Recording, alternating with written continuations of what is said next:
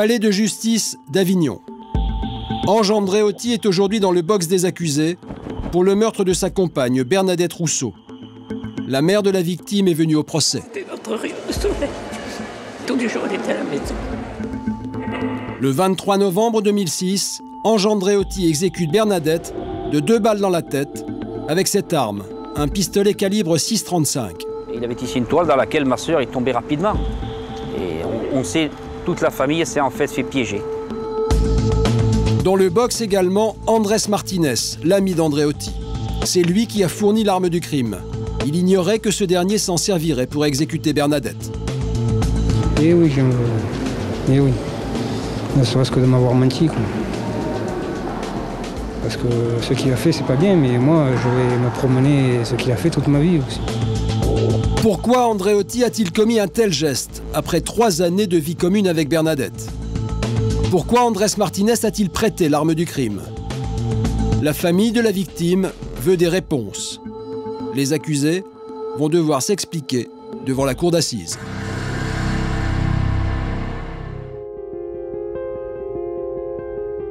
Nous sommes à Avignon, plus précisément sur l'île Piau, en bordure du Rhône, face au Palais des Papes. C'est là que vit Bernadette Rousseau et ses 2 enfants, Laurie, 15 ans, et son frère Thomas, 9 ans. Bernadette ne s'est jamais vraiment remise de la séparation avec son mari. Elle a voulu garder la maison pour élever ses enfants, mais elle assume seule le crédit et les fins de mois sont difficiles. À 39 ans, pour joindre les 2 bouts, elle accepte un emploi de serveuse dans un bar tenu par son neveu sur la commune du Pontet. Au bar, tout le monde la connaît et l'apprécie. Formidable, très gentille, attentionnée dans son travail, attentionnée de la clientèle du bar, de tout le monde. Elle ne faisait pas de distinction ni entre les uns ni les autres. C'était quelqu'un, et on sentait qu'elle voulait travailler, elle travaillait surtout pour élever ses 2 enfants. C'est au bar que Bernadette croise pour la première fois Ange Andréotti. Employé dans une entreprise de graines, il vient souvent prendre un verre le soir avec des collègues après sa journée de travail. En 2003, Bernadette et Ange commencent leur histoire d'amour. Au bout de quelques semaines, elle propose à son amant d'emménager avec elle et ses enfants dans sa maison. Ma sœur, elle avait une détresse affective considérable. Le départ de son mari, ça a été quelque chose d'énorme. Elle en a pleuré des années. Et donc la rencontre avec Andréotti, pour elle, c'était ça a été peut-être une lueur, mais qui va durer peu de temps.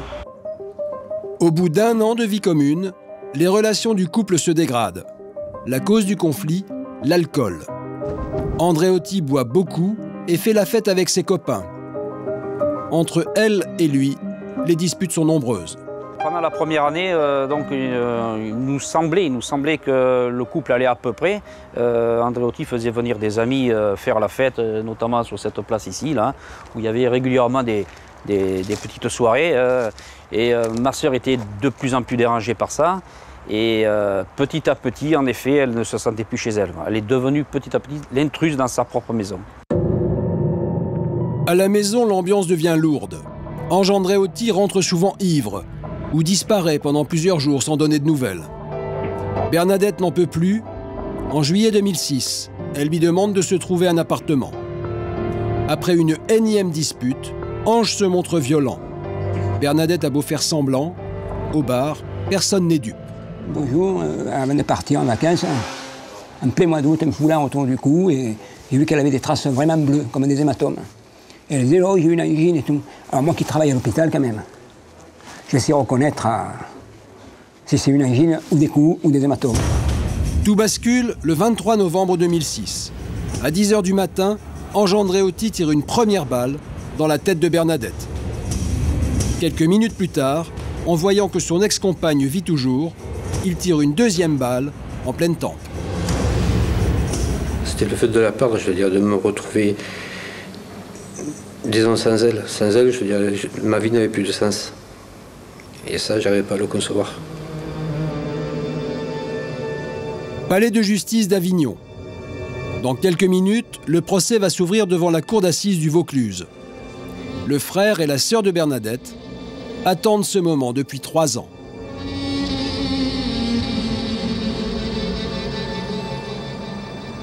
Pourquoi il a tué? Parce qu'elle avait le cœur sur la main, elle faisait tout pour lui. Elle adorait ses enfants, elle l'adorait, elle l'aimait, elle était toujours en train d'en parler. Et je ne comprends pas pourquoi il l'a tué et je veux que la justice soit faite. Laurie, la fille de Bernadette, est l'une des premières à venir à l'audience. Elle n'avait que 15 ans quand sa mère a été tuée. Elle rejoint ses grands-parents paternels avec qui elle vit. Son père, l'ex-mari de Bernadette, est là lui aussi.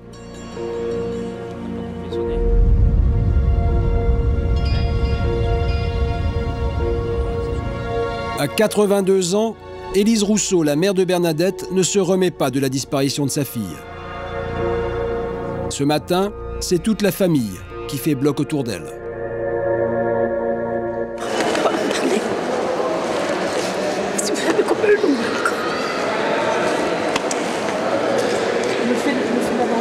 C'était notre rayon de soleil. Tous les jours, on était à la maison. Le début de l'audience approche. L'avocat des victimes, ainsi que les avocats de la défense, rejoignent leur siège. Marc, le frère de Bernadette, est inquiet. Il craint que les jurés ne croient au crime passionnel et soient cléments envers Andréotti. Et encore une fois, c'est pas un crime passionnel, l'autre il est au courant. Voilà. Oui, mais nous avons déjà... C'est les deux fondamentaux. Quoi. Oui, tout à fait. On a déjà prévu un certain nombre d'éléments à développer. Mais les débats vont éclaircir un peu les choses. D'accord.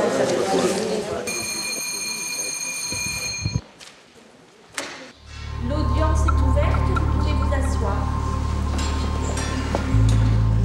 La cour commence par examiner les faits.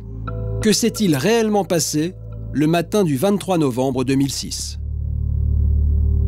Ange Andréotti fait son entrée dans le box des accusés. Du côté de la famille Rousseau, les visages se figent. Laurie, la fille de la victime, se retrouve pour la première fois face à l'assassin de sa mère. Elle éclate en sanglots. Puis la présidente demande à Ange Andréotti de s'expliquer sur les circonstances du drame. Le matin du 23 novembre, il quitte son travail sous un faux prétexte. Il prend sa voiture et vient chez Bernadette. Elle lui a demandé de quitter la maison, mais depuis des semaines, il repousse l'échéance, espérant la faire changer d'avis. Vers 10 h, il arrive chez Bernadette.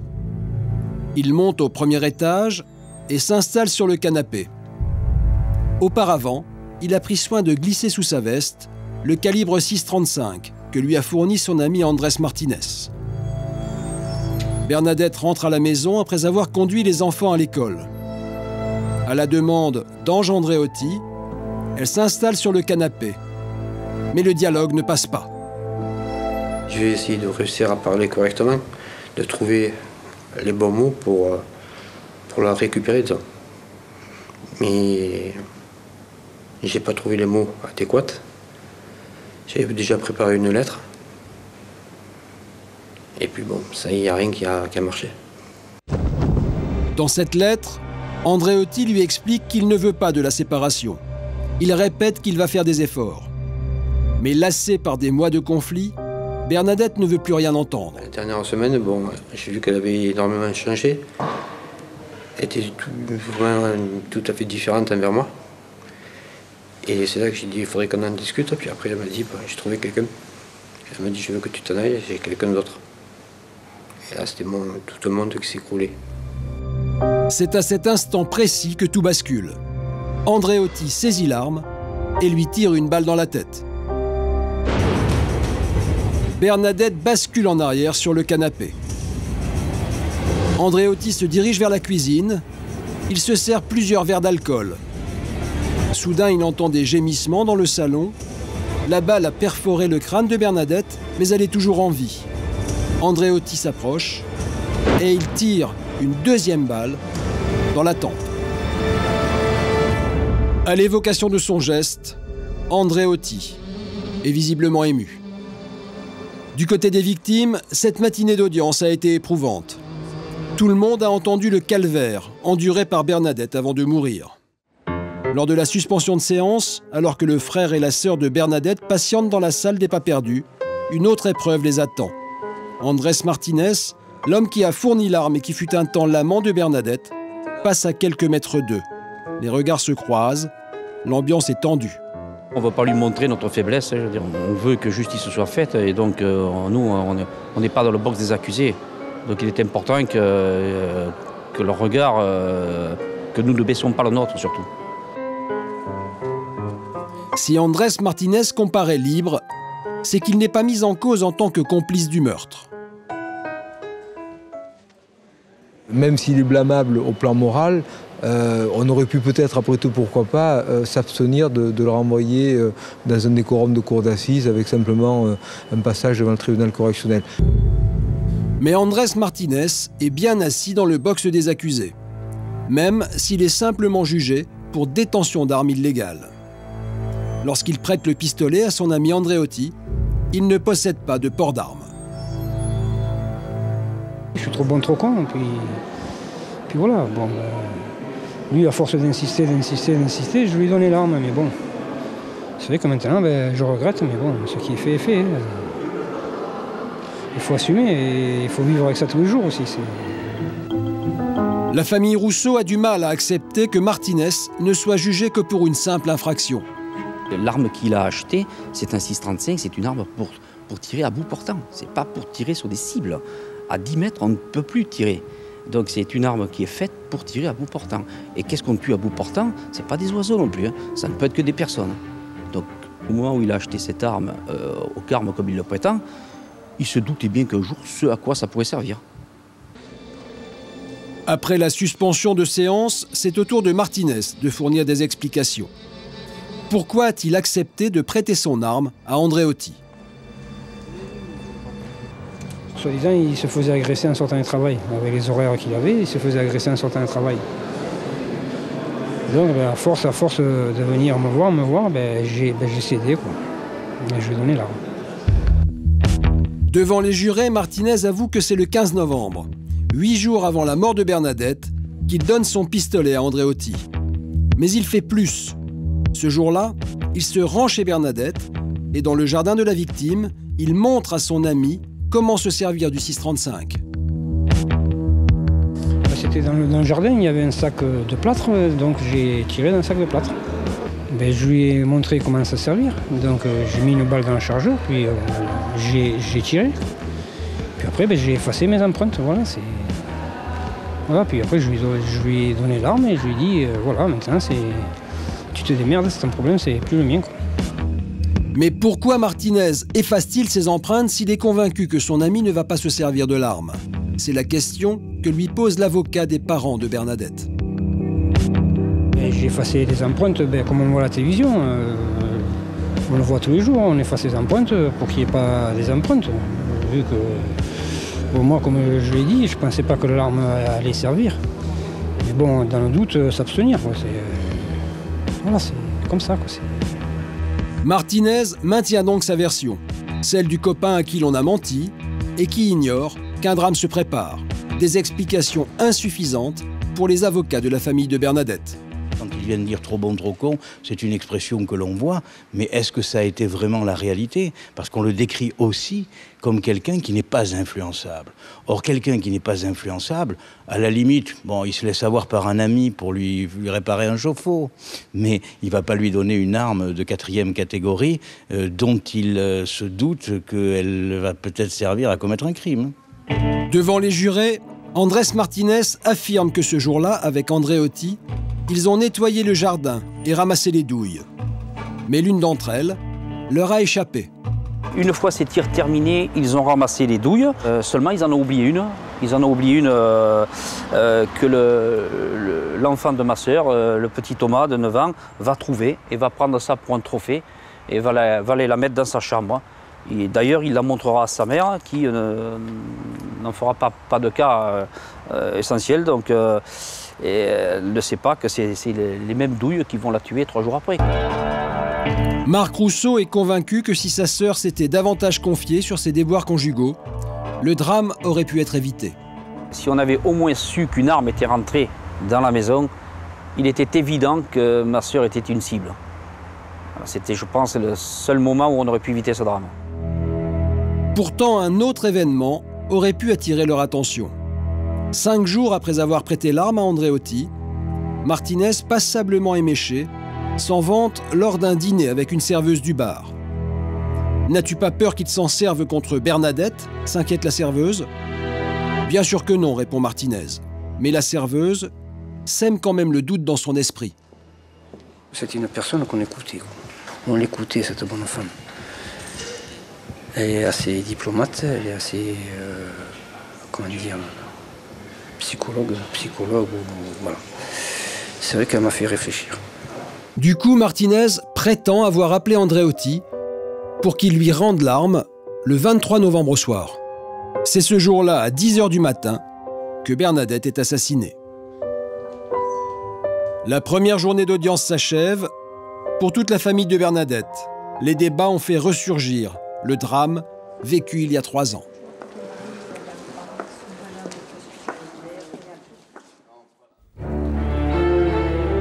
Palais de justice d'Avignon, dernier jour d'audience. Ce soir, les jurés vont rendre leur verdict. Mais d'abord, ils vont découvrir la personnalité d'Andreotti. Depuis le début du procès, chaque matin, une femme discrète s'installe près du box des accusés. Cette femme, c'est la tante d'Andreotti. Pour moi, c'est un coup de folie. Pour moi, c'est un coup de folie parce qu'il aimait cette dame. Moi, il aimait cette dame. Appelée à la barre, elle raconte l'enfance chaotique de l'accusé. Une mère dépressive et un père alcoolique et violent qui le frappe. Les rares moments heureux de la vie d'Andreotti, c'est avec sa tante qu'il les passe.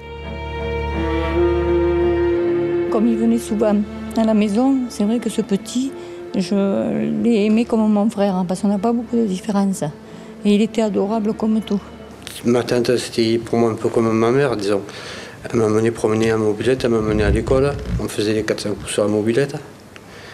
Et bon, c'était pour qu'on ait mangé des glaces le soir. Elle venait me chercher chez ma grand-mère. On allait au glacier avec la mobilette. Et c'était, bon, on va dire, quasiment les meilleurs moments de ma vie.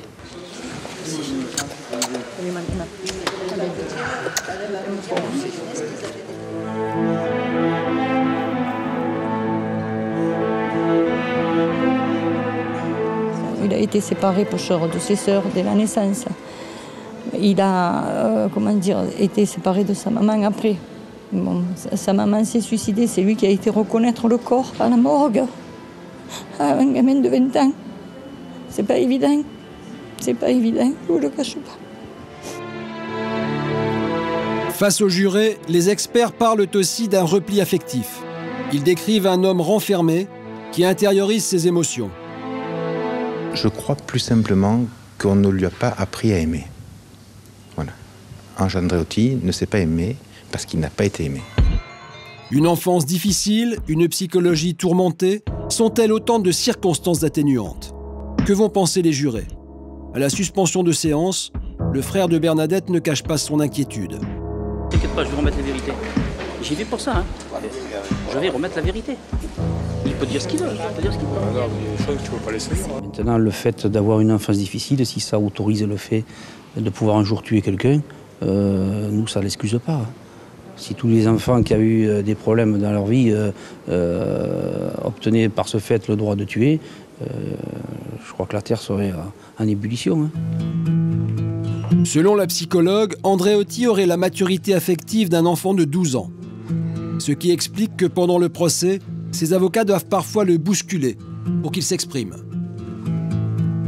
Non, je voulais vous dire, quand on vous pose des questions, si vous n'avez pas quoi répondre, si vous êtes embarrassé, si vous ne savez pas, n'insistez pas, répondez pas, dites je ne sais pas.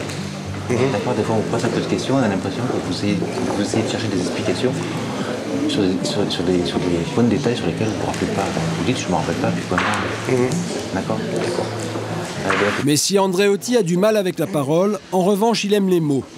Depuis toujours, il rédige des lettres à ceux qui l'entourent. Pour dialoguer, j'ai toujours tendance à mélanger mes mots. Mes phrases sont incohérentes. Je n'arrive pas à exprimer ce que je ressens. En étant avec une feuille blanche et un stylo à la main, pour moi, c'est beaucoup plus facile.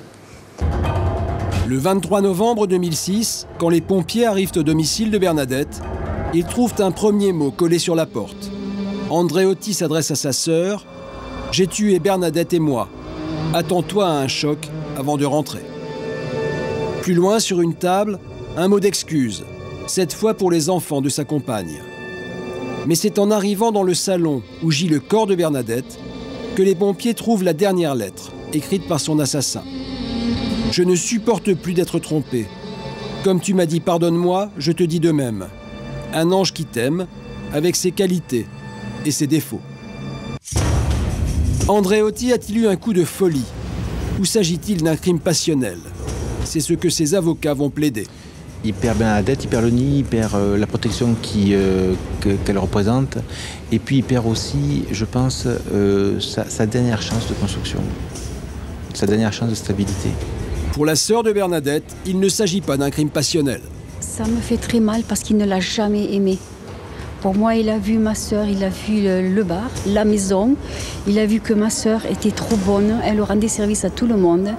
Il s'en est servi comme d'une bonne. Jamais j'ai vu qu'il aimait ma sœur. Parce que quand on aime, on ne fait pas ça. On ne tue pas comme ça. Et on n'essaye pas de l'étrangler, de la maltraiter. Non, pour moi, il ne l'a jamais aimée, ma sœur. Pour se faire une idée de la violence du crime, la cour montre au juré des photos de Bernadette gisant au sol. Malheureusement, certaines parviennent jusqu'à Élise, la mère de la victime. Bouleversée, elle quitte la salle. Seules les paroles apaisantes de son avocat réussissent à la calmer. Mais aujourd'hui, c'était le plus terrible. Ben oui, aujourd'hui c'est très très dur, bien sûr. Et l'arme qui l'a tué. Bien sûr, bien sûr. Je comprends que voir votre fille allongée, c'est pas quelque chose d'agréable. Et c'est quelque chose même de très dur dans les conditions actuelles. Mais je crois aussi qu'il faut savoir que c'est le procès d'Ange Andréotti. Donc à partir de ce moment-là, il faut comprendre que la justice doit avoir une certaine sérénité.